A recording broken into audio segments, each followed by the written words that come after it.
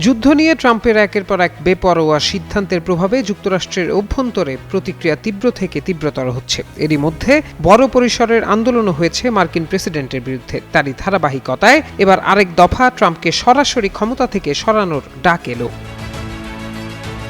মার্কিন congresswoman Alexandria ওকাসিও-কর্তেজ আবারও president ট্রাম্পকে অভিশংসনের দাবি তুলেছেন। তিনি বলেছেন, ইরানের সঙ্গে সাময়িক যুদ্ধবিরতির ঘোষণায় কিছুই বদলায়নি। ট্রাম্প গতকাল ইরানকে বেঁধে দেয়া ডেডলাইনের শেষ মুহূর্তে একটি সোশ্যাল মিডিয়া পোস্টে লিখেছিলেন, একটি সভ্যতা আজ পৃথিবীর বুক থেকে চিরতরে মুছে যাবে, যার পর তিনি বৈশ্বিকভাবে কড়া সমালোচনার মুখে পড়েছিলেন।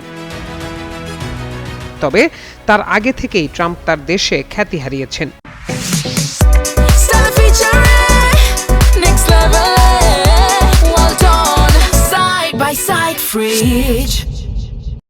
ট্রিলিয়ন ট্রিলিয়ন ডলার খরচ করে সংঘটিত যুদ্ধের প্রভাব দেশটির অর্থনীতিতেও পড়ছে। তার উপর বর্তমান মার্কিন প্রেসিডেন্টের কর্তৃত্ববাদী শাসন আর নানা বিতর্কিত আইন প্রণয়নও দেশটির অনেক মানুষকে তার বিরাগভাজন করে তুলেছে, যার প্রেক্ষিতে গত মাসে নো কিংস আন্দোলনও হয়েছিল, যে আন্দোলনে রাস্তায় নেমে এসেছিলেন প্রায় ৮০ লাখ মানুষ। এত জনসমাগম যুক্তরাষ্ট্রের ইতিহাসে কোনো আন্দোলনই দেখাতে পারেনি বলে দাবি করেছিলেন আয়োজকরা।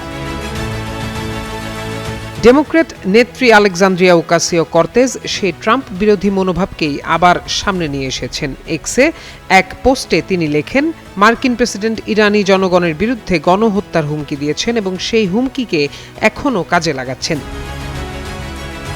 তিনি আরও বলেন, বিশ্বকে এবং যুক্তরাষ্ট্রের মঙ্গলকে আরও ঝুঁকির দিকে ঠেলে দেয়া অনুচিত। মন্ত্রিসভা হোক বা কংগ্রেস, প্রেসিডেন্টকে ক্ষমতা থেকে সরাতে হবে। আলেকজান্দ্রিয়া এও বলেন যে ওয়াশিংটন বিপদের কিনারায় চলে এসেছে। এর আগে ডজন খানেক ডেমোক্র্যাট আইন প্রণেতা ইরানের বিরুদ্ধে ট্রাম্পের হুমকির কারণে তাকে ক্ষমতাচ্যুত করার দাবি তুলেছিলেন।